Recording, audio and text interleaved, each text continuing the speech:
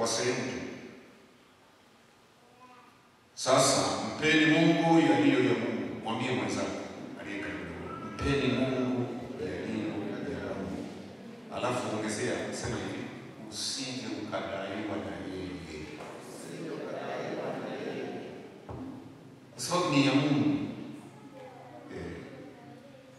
Usije ukadaiwa na yeye. Vitu vyote vilivyomo duniani, vyote tunavyoviona visivyoonekana viko huko ardhini. Kuja kuvifikia, tunasema pale kuna mgodi, jasho linatoka. Vinavyoonekana tunaviona. Biblia inasema dunia na vitu vijazavyo ni mali ya Bwana, ni mali yake, na sisi wenyewe ni mali yake. Kwa hiyo vitu vyote vilivyoko duniani hapa ni vya Mungu, ni mali yake. Ametuweka sisi wanadamu tuwe watunzaji. Mnaposikia viongozi wetu wa serikali wanatusisitiza kutunza mazingira, kufanya hivi, ni Mungu. Mungu ndiye wa kwanza anataka tutunze mazingira, tutunze ardhi, sijui nini, vyote ni mali. Sisi ni watunzaji, masteward.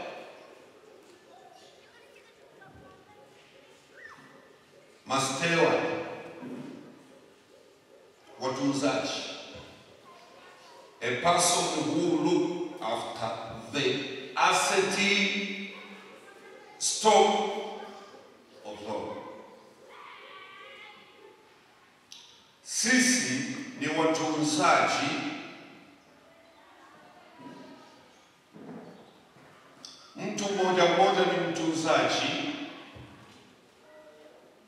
anayetunza aseti za Mungu, stoko ya Mungu, vyote vya Mungu, vyote vya Mungu. Sasa tunajifunza pia somo hili ili tusije tukaacha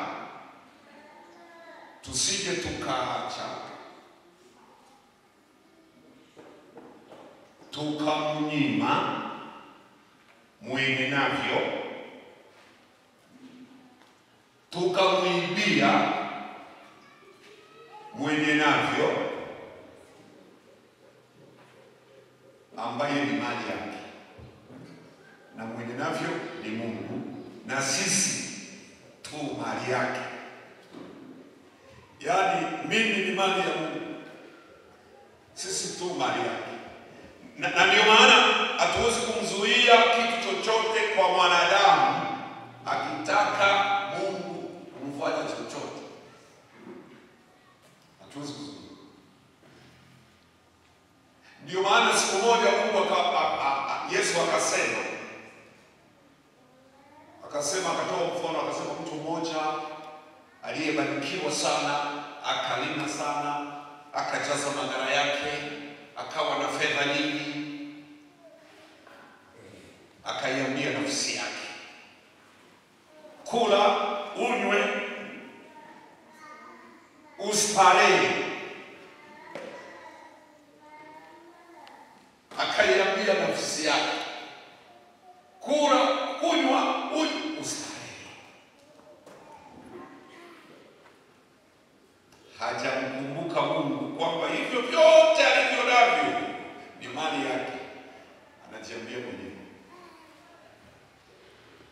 Yesu akaongeza neno pale, akasema, mpumbavu wewe.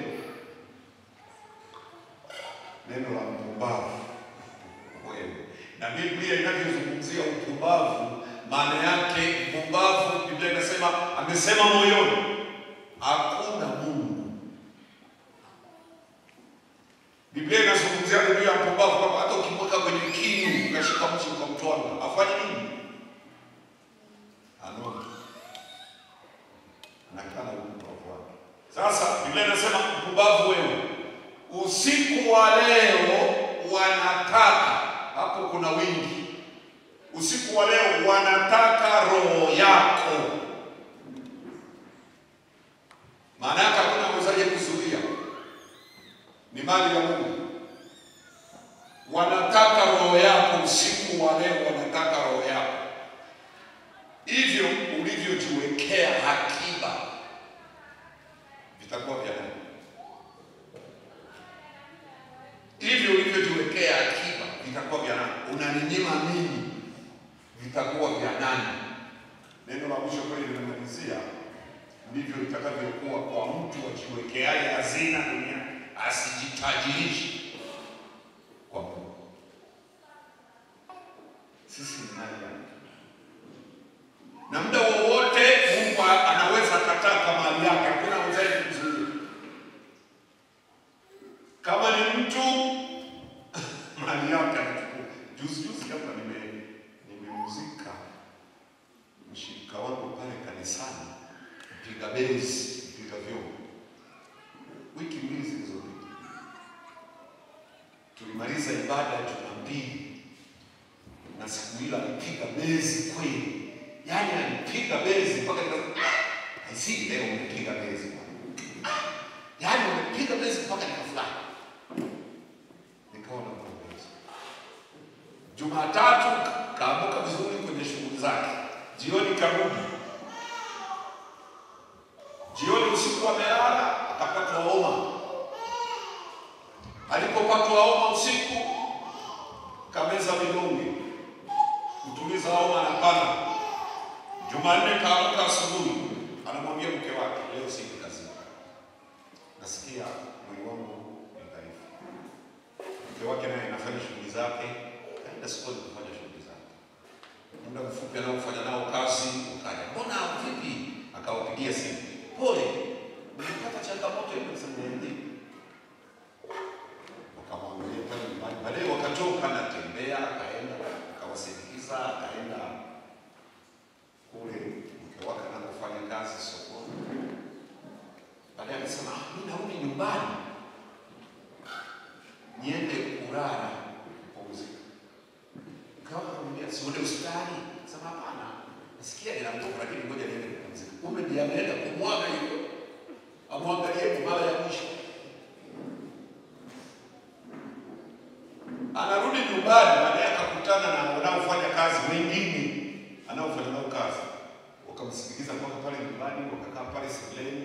Baadaye wakasema, sisi ngoja tuwahi kazini. Akasema ndio. Akatoka nje kuwasindikiza. Haya bwana, mimi ngoja nirudi ndani nipumzike hapo kwenye kiti. Kuna majirani hapo wamekaa. Anarudi hivi ndani, waliona anakaa chini. Analala hapo. Majirani wanasema, "Ni njoo muangalie nafikiri." Vipi? Tunaona mimi ni kama amekaa hapo sebuleni alafu amelala chini. Wanafika pale, hayupo. Kimbia mwite mke wako. Wewe njoo uone mume wako amekufa. Usinitalie mimi. Mume wako amekufa. Sije mkataka. Si ametoka hapo, wewe njoo twende uone. Anakataa, anaendelea kuweka mke. Anasema kama ni matani, mimi msiniletee uchuro hapo. Uchuro wa nini mwangu nini? Sasa mama fulani akaja na mama mwingine amejifunga hiyo jirani. Njoo kimbia. Hapo inawezekana. Ukimbia amekwisha ondoka.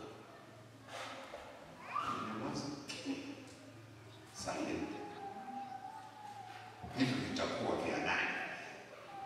Ulivyojiwekea akiba. Vitakuwa vya nani? Yesu akasema, ndivyo sasa wanaojitajirisha duniani wasijitajirishe mbinguni. Tunajifunza juu ya mpende Mungu yaliyo ya Mungu, kwa sababu ndiko tunakokwenda, na maandiko mengine yamesema vinatutangulia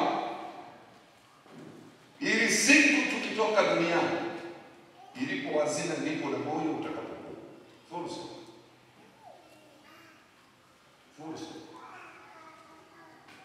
ndipo hazina yako,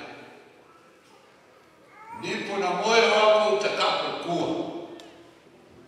Moyo wako utakapokuwa ukitoka duniani, hakuna anayekuandalia, ni wewe. Hiyo ndio Biblia, ni wewe.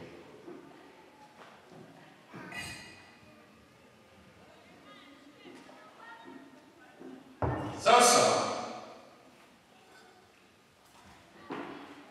katika kitabu cha Matendo ya Mitume, kitabu cha Matendo ya Mitume, Matendo ya Mitume sura ya 10, tumuone hapo mtu mmoja. Kornelio, sura ya 10 mstari wa kwanza mpaka wa 4. Biblia inasema, palikuwa na mtu Kaisaria, jina lake Kornelio, akida wa kikosi kilichoitwa Kitalia, mtu mtaua, mchaji wa Mungu, yeye na nyumba yake yote, na alikuwa akiwapa watu sadaka nyingi na kumwomba Mungu daima. Mungu anasema ni ukumbusho mbele zangu. Na ndiyo maana wakati mwingine tunafikiaga mahala tunapopatwa na shida na matatizo, tunakosa kitu cha kumkumbusha Mungu. Mungu, kumbuka niliwahi kufanya hivi. Mungu, kumbuka niliwahi kufanya hivi. Kuna wakati mwingine Mungu anatunyamazia, anasubiri aone mbele yake ni kipi ambacho amekwisha kukiweka. Ni nini ambacho umekiweka mbele yake ili akumbuke. Tunasoma Biblia, yupo mfalme mmoja Hezekia, alipoambiwa you should die, unakufa tu. Sasa cha kufanya tengeneza mambo ya nyumba yako, uweke sawa. Kati ya mambo aliyoyataja Hezekia, alitaja na utoaji wake. Hezekia alikuwa anatoa, sio mchezo. Historia inaonyesha alikuwa anatoa, yule mfalme sio mchezo. Anatoa sio mchezo. Kwa hiyo alikumbusha mali ya Mungu aliyokuwa anamrudishia. Mungu alipoangalia akasema, ni kweli, huyu ni kweli. Akamtuma sana. Nenda mwambie umerudishiwa siku za kuishi. Miaka 15. Na ugonjwa wako amepona. Bwana sifiwe. Uwe na kitu cha kumkumbushia Mungu. Unapoendelea kuwa kanisani, ujue mpeni Mungu yaliyo ya Mungu. Yaliyo ya Mungu. Sadaka sasa. Nisikilize hapa. Nimechukua neno la Kiebrania linaita sadaka ni zeibak, neno la Kiebrania, lakini ilikiwa na maana ni kitu kinachotolewa, ni kitu kinachotolewa na mtu, lakini akiwa na hali ya maamuzi ya ndani ya kutositasita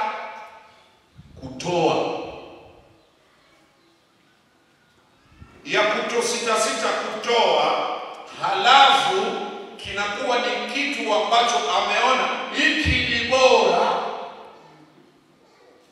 kuliko nilivyokuwa navyo hapa.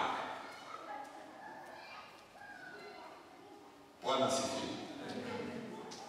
Waebrania walijua hiyo. Siku moja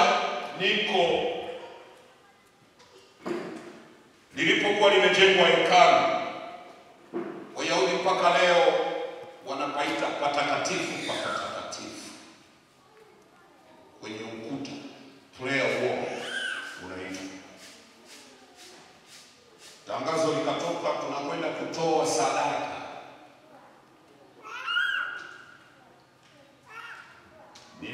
Nimekaa na Myahudi hapa, ndio ameenda amezungumza pale sadaka na nini. Sasa amerudi amekaa, tunaanza kutoa sadaka. Sikiliza, nilifundishwa siku hiyo sitasahau. Nilifundishwa siku hiyo sitasahau. Sasa unapokuwa kule, pesa yetu haina kazi tena. Lazima uwe na dola na paundi na shekeli. Sasa nilikuwa na dola, nilikuwa na paundi na shekeli. Dola ndizo nyingi. Sasa mfukoni nilikuwa na dola 30, dola 20 na dola 10. Sasa nikatoa mfukoni zote namna hii ili nitoe niende kutoa sadaka nyingine nirudishe. Nilipotoa hivi mfukoni, Myahudi akaniona, nikatoa dola 10, nikatoa dola 10, dola 20 nikazungusha mfukoni. Nasema no, let me teach you. Sema hapana, acha nikufundishe. Ninyi ni wa mataifa, ninyi hamjui kumtolea Mungu. You are Gentile. Sisi Wayahudi, ukiingiza mkono mfukoni ukaja kutoa sadaka, labda wewe umeitenga kutoka nyumbani, unajua hii ndio utakayomtolea Mungu, lakini ukishashika hivi mfukoni kuja kutoa sadaka, pesa ukazishika mkono, iliyo kubwa ndio unatoa, wewe unabaki na ndogo. Kwa hiyo una dola 20 hizi, alafu una dola 10. Unataka kumpelekea Mungu dola 10, wewe ubaki na 20. Afadhali ungetoka nyumbani umeiandaa, ni hiyo hiyo, lakini umeisha kaa mbele ya madhabahu ya Mungu sehemu ya kuabudia. Unafanya hivi, alafu unarudisha nyingi, Mungu anampelekea kidogo. Sema no. Mimi nakufundisha, ni maamuzi yako. Wayahudi ndivyo hivyo. Nilirudisha 10. Nikatoa 20. Nikasema nimepata somo, kwa sababu hawa watu ndio original ya Mungu. Sisi ni vibandikizi. Kwa neema. Wapendwa, ni kwa neema leo na sisi kuona tunalitia jina la Yesu. Amen. Lakini waliokuwa original ni wale. Na Myahudi ukikuta na hata kama nyoka ingepita, ipite isipite shauri yake. Mimi nimeabudu nao. Wewe.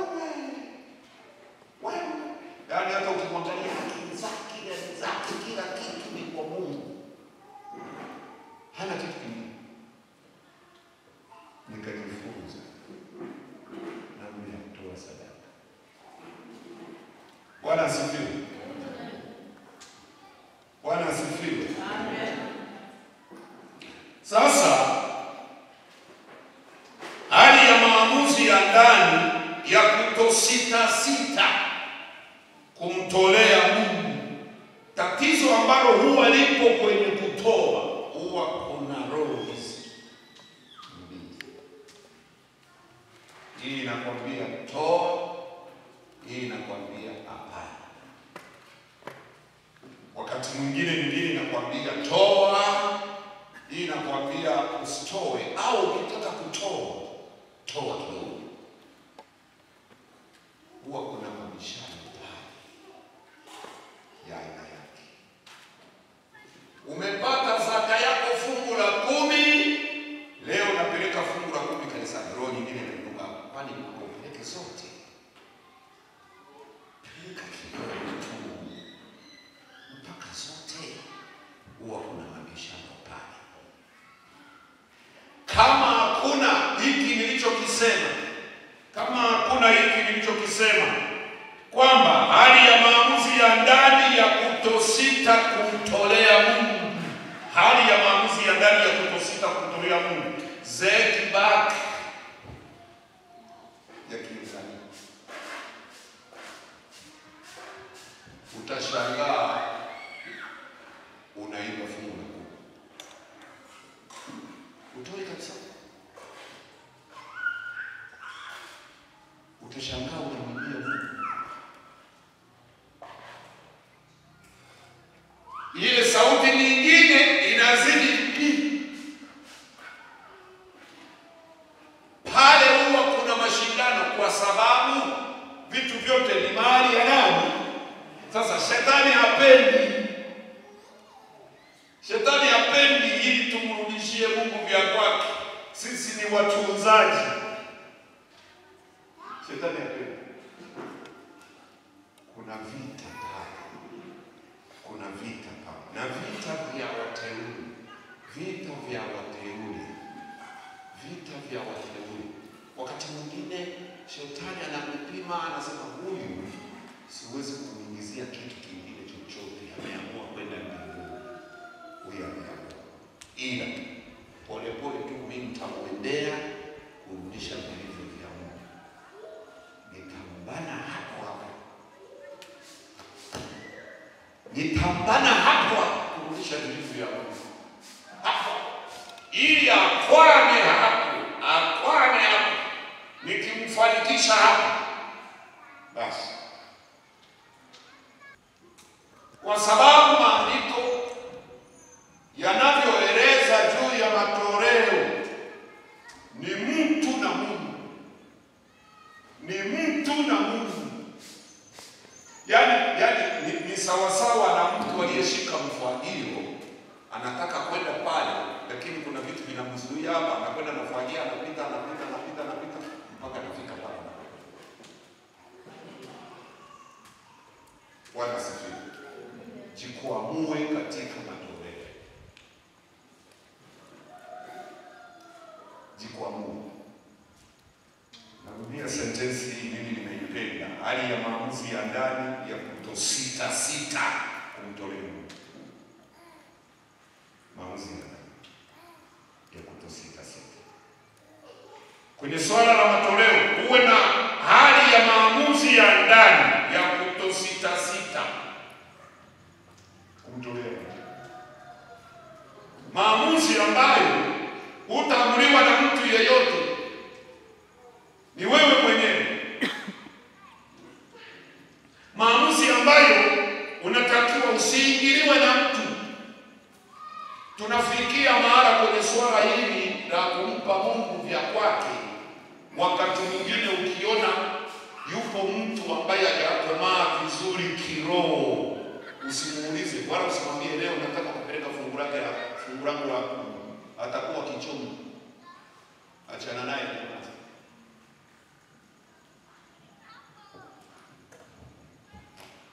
Achana naye, nyamaza. Anaweza kukuzuia.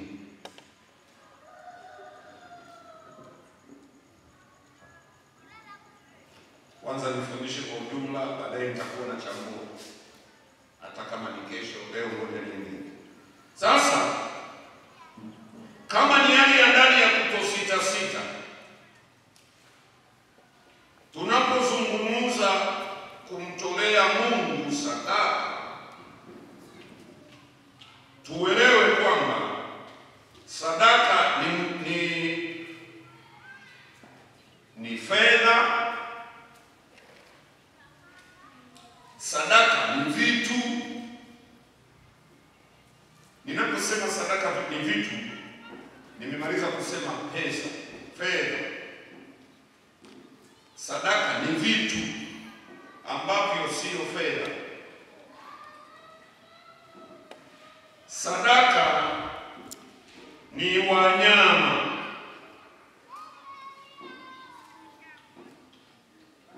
Ni fedha, ni vitu kwa ujumla, au ni wanyama.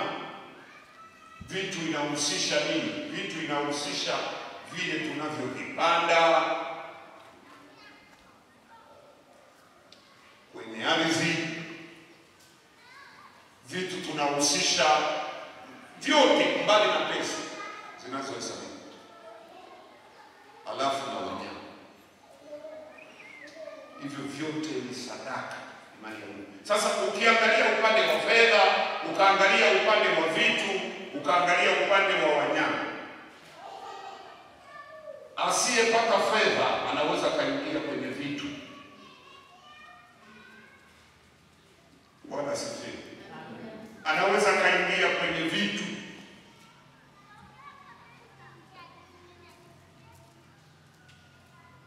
Lakini akamtolea Mungu.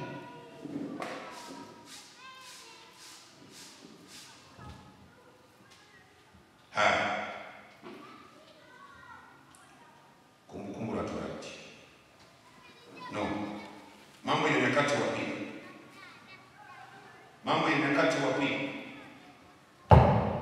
Mambo ya Nyakati wa Pili. Mambo ya Nyakati wa Pili sura ya 31 mstari wa 5. Biblia inasema, Bwana ilipotanga amri, wana wa Israeli wakatoa kwa wingi malimbuko ya nafaka na divai na mafuta na asali na mazao yote ya mashamba na zaka za vitu vyote wakazileta nyingi. Basi watu walipokuwa wanafikia mahala kumtolea Mungu, walikuwa wanagusa vitu hapo. Moja, malimbuko ya nafaka, vitu na divai, vitu na mafuta, vitu na asali. Mimi nimefika nchi ya Israeli, wanafunga sana asali sana, na ndio maana hata Mungu anawaambia Waisraeli walipokuwa wanatoka Misri, anasema mnakwenda katika nchi yenye maziwa na nini na asali. Ni kweli wanafunga nyingi sana. Wasomaji wa maandiko, utakumbuka chakula cha Yohana Mbatizaji kilikuwa nini na nini? Nzige na nini? Na asali. Nilifika maeneo ambayo Yohana nyikani alipokuwa anaishi. Nilifika yale maeneo.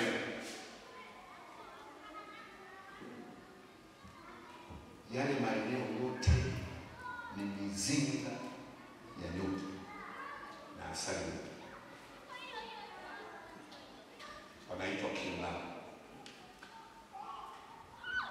Kwa hiyo alikuwa anakula nzige na asali. Wana wa Israeli walipokuwa wanafikia kutoa, wanaingia kwenye vitu mwenye asali, wanaleta na mazao yote ya mashamba, vitu na zaka na vitu vyote wakavileta, na vitu vyote wakazileta, na vitu vyote wakazileta nyingi. Nifundishe kwa ujumla, baadaye nitapata nafasi nichambue kimoja baada ya kingine. Wakavileta vingi, sio kidogo, vingi.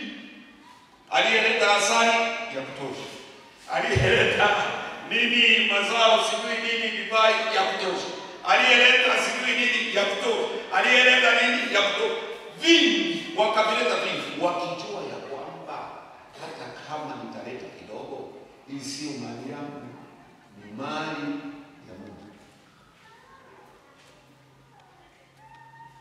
Kwa hiyo lazima nimpelekee, kwa sababu ni mali yake. Wakavileta vingi kutoa sadaka kwa Mungu. Na kitabu cha Kumbukumbu la Torati sura ya 12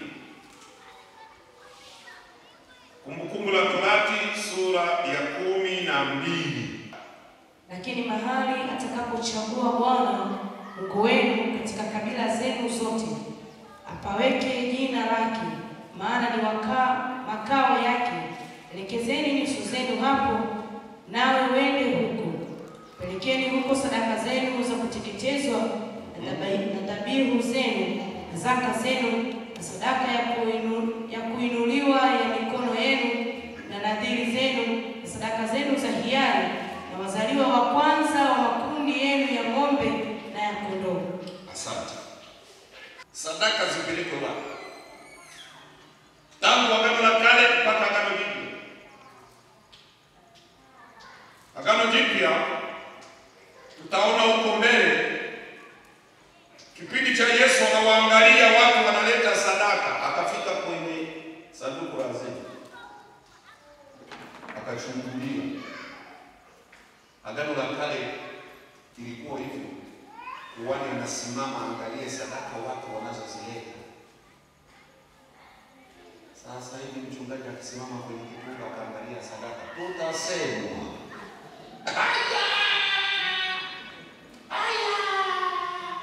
mimi huwa natoaga wa kwanza, naenda na kala. Lakini utaratibu wa Agano la Kale na Yesu alipokuja akaonyesha hiyo, kuangalia sadaka zinazotolewa. Na Yesu aliangalia akagundua mama mmoja mjane, wote tunajua hiyo maana. Alipogundua huyo mama akasema, jamani, huyu mama huyu amepata yote, ametoa alichona chochote. Ninyi mmetoa, hata mlipoleta hapa vilivyowazidia huko, hamjagusa pale ambapo mioyoni ipo, vilipowazidia vile bila kuzizidi. Lakini huyu ametoa kila alichonacho mpaka senti yake ya mwisho, senti tano.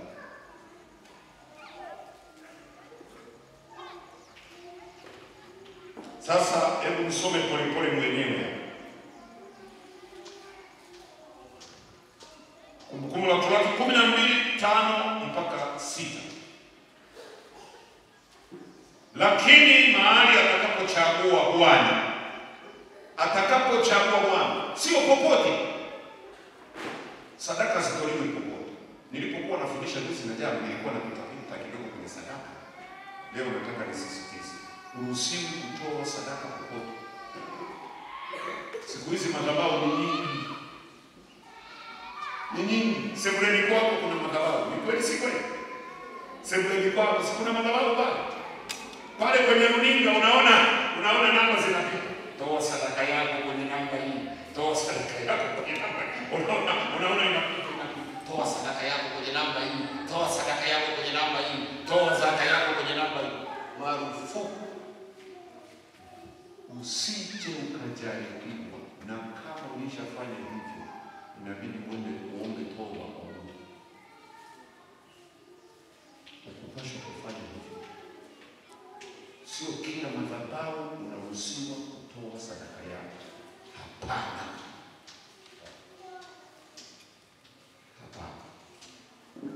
Uruhusiwa. Wana wa Israeli waliambiwa Bwana atakapopachagua, sio pote pote. Kwa sababu ndani ya nchi ya Israeli kulikuwa madhabahu nyingi. Kumbuka wana wa Israeli wamerudi sasa, wamekuta ile nchi inatawaliwa na wa mataifa. Wana madhabahu nyingi. Zimo mule mpaka yule Msamaria anasema, sisi tumeambiwa tuabudu kwenye mlima huu, umetokea kwenye Yerusalemu. Madhabahu nyingi, na Mungu akawa anawaambia, mkifika kule mkipata nafasi mtafuta kule, vunja madhabahu zote mpaka ibakie mmoja wao. Kwa hiyo walikuwa wanazuiwa popote kutoa sadaka. No. Mpaka Bwana Mungu alipopachagua. Sehemu unakoabudia ni hapa. Hapa ndipo Mungu amekuchagulia ulete sadaka yako. Sio kweli. Hapa ndipo Mungu amekuchagulia ulete zaka yako, sio kweli. Na unapokuwa umetembea, mimi huwa nawaambia pale kanisani, mtu atakayenisikiliza anisikilize vizuri. Na kushauri, unasafiri, unakwenda mahala fulani, Usianguke kwenye makanisa ovyo usiyojua. Usije. Kwa sababu ukianguka kwenye makanisa ovyo usiyojua ambayo sio kanisa la kiroho, maana hata sadaka huwezi kufanya nini? Kutoa, kwa sababu pale sio sahihi. Sio sahihi. Uwe tuambie. Anayenisikia, ananisikia. Asiyenisikia, shauri yake. Bwana Yesu asifiwe. Amen. Unapoendelea kuabudia hapa, mahali sahihi pa kuleta sadaka yako ni hapa. Sio sehemu nyingine. Kwa sababu unapomaliza kuitambua huduma ya mchungaji, ndiye amewekwa kuombea sadaka zako. Sio mwingine. Sio mwingine. Ndiye amewekwa kuombea sadaka zako. Na ndio maana juzi nafikiri jana nilikuwa nazungumza kwamba sadaka haitakiwi kuliwa na mtu yoyote isipokuwa mchungaji. Mtu yoyote akila anakula magonjwa ya watu na matatizo ya watu, atakufa haraka. Atakufa haraka. Kwa sababu mwenye kuiombea sadaka ndio mwenye uwezo wa kuila. Ndivyo Mungu alivyopanga. Lakini wewe ukichukua sadaka ukaila, magonjwa unajiletea na utakufa haraka. Mungu apishe mbali. Na ndio maana vitakatifu vyovyote kwenye nyumba yako, havipashi kukaa. Wewe hata kama ni fungu la 10, usije ukasema unajua ni dogo, ngoja kwanza nitunatune kidogo, nije nipeleke hilo tuna. Wewe jaribu la fungu la 10, nikimbize peleka mahali kupumzika. Vinginevyo jioni kitatokea kingine chochote. Utasikia sauti huko inakwambia, "Nitoa kwanza, utakuja huko unipe baadaye." Wewe utakuwa mzigo kwako, utapata pesa ya kuilipa. Na ukishaichelewesha, maandiko yanasema ukichelewesha, ongeza sehemu ya 5. Utazipata wapi? Ukishachelewesha, ongeza sehemu ya 5. Utaipata wapi? Fungu la 10 ukishalipata, liwe dogo, liwe kubwa, kimbiza Mungu. Usikae na vitakatifu ndani ya nyumba yako. Yuko mtu mmoja alikaa na vitakatifu. Anaitwa nani? Alikaa na vitakatifu, akaviima, akavificha. Kilichotokea nini? Wasomaji wa maandiko wanaelewa. Kilichotokea nini? Wasomaji wa maandiko wanaelewa. Alitii. Kwa hiyo kitakatifu cha Mungu kinaweza kikakuletea magonjwa, kinaweza kikakuletea kifo. Hakipashi kukaa nyumbani kwako. Kiletwe mahali husika ambako Mungu ameamua kisikae kwako. Ndio maana maandiko yanasema hivi. Maandiko yanasema hivi. Maana ni makao yake. Sehemu ya kuabudia kama hapa ni makao ya Mungu. Na ndio maana Yesu siku moja akasema hivi, nyumba ya Baba imeandikwa itaitwa nyumba ya sala, usifanye pango la nini? La wanyang'anyi. Ndio maana tunaendelea kumwabudu Mungu wakati tumejisaisha na kutubu dhambi zetu. Vinaoza. Sisi kwa Kirunga waya mlioko hapa, mtaniunga mkono. Nisherekera aliyebinuka. Nisherekera aliyebinuka. Kia hicho. Sasa nitafisiri sasa. Anayeficha mambo, matokeo yake atakula vilivyo oza. Akija mgeni ndani ya nyumba yako, ukificha jambo lolote ambalo ni tatizo kwako, ni kikwazo kwako,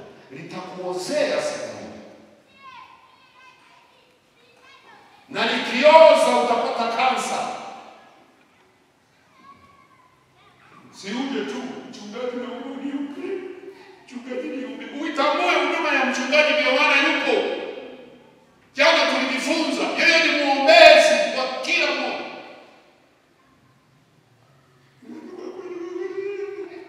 Usirudi. Anaweka mikono kuombe. Biblia inasema hata kama utakuwa umeanguka sipiki dhambi gani, si umekuja umehitaji msaada. Lakini sasa mwingine anakaa hapo, anacho. Anakaa hapo, anacho. Anakaa hapo, hakuna nini. Hakuna nini. Anakaa hapo, anacho. Kitakuozea. Matokeo yake ni kansa. Wewe kaa nacho, shauri yako. Mimi nimekuja mgeni, nazungumza. Haleluya. Haleluya. Usikae nacho. Usikae nacho moyoni. Amna.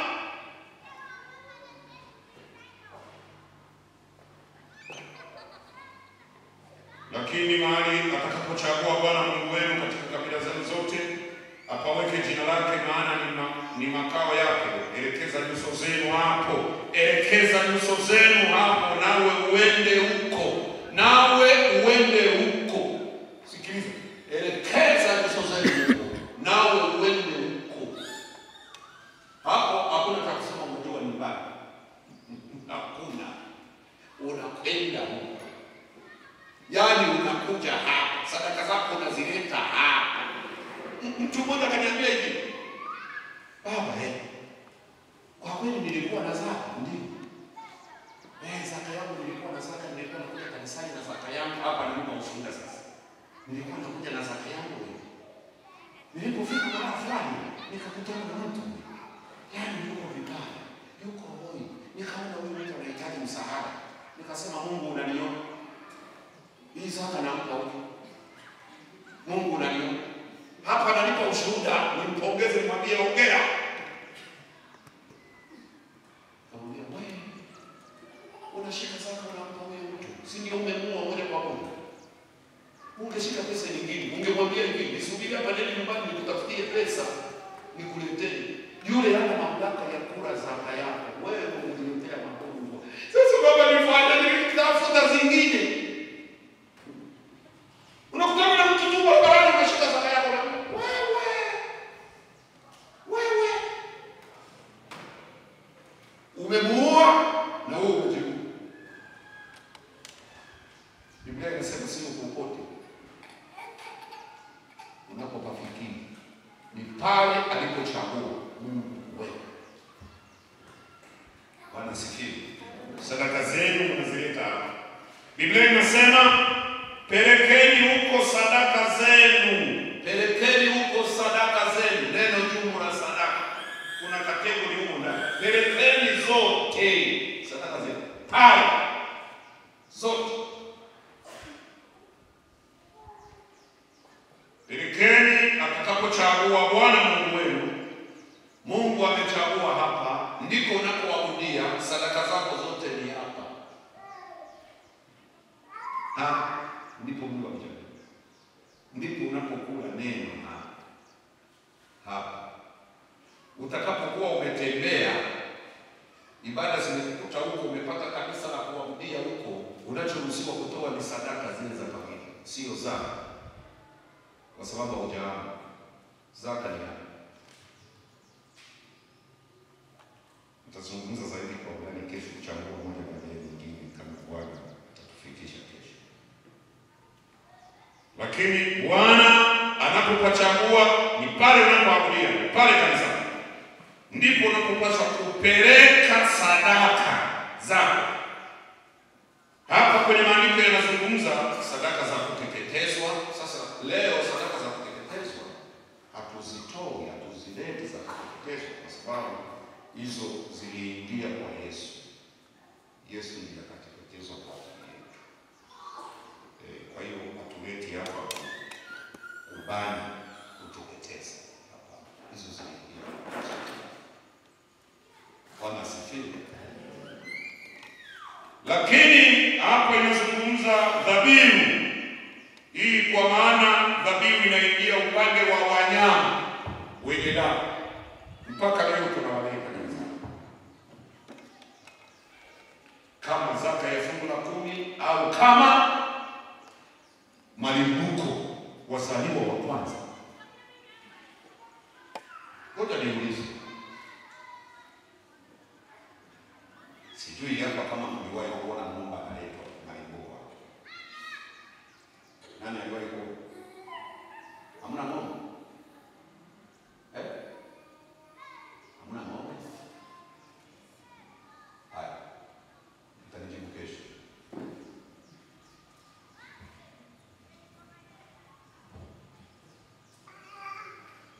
Mtu mmoja aliuliza miaka ya nyuma fulani hivi, akalia, maskini akalia. Baadaye akasema maneno ya Mungu ni ya Mungu, lakini mimi tangu niokoke hapa sijawahi kumwona mtu analeta ng'ombe. Alafu nikiangalia hapa watu wengi wana ng'ombe. Akaanza kulia kweli, ningekuwa na ng'ombe. Sasa sina ng'ombe. Sasa wenye ng'ombe hapa nyumba walete hata malimbuko.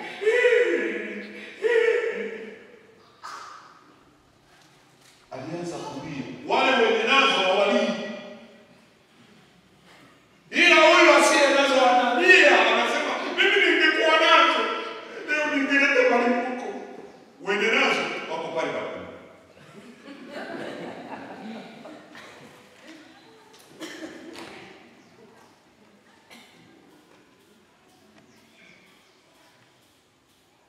Biblia inasema zaka zenu.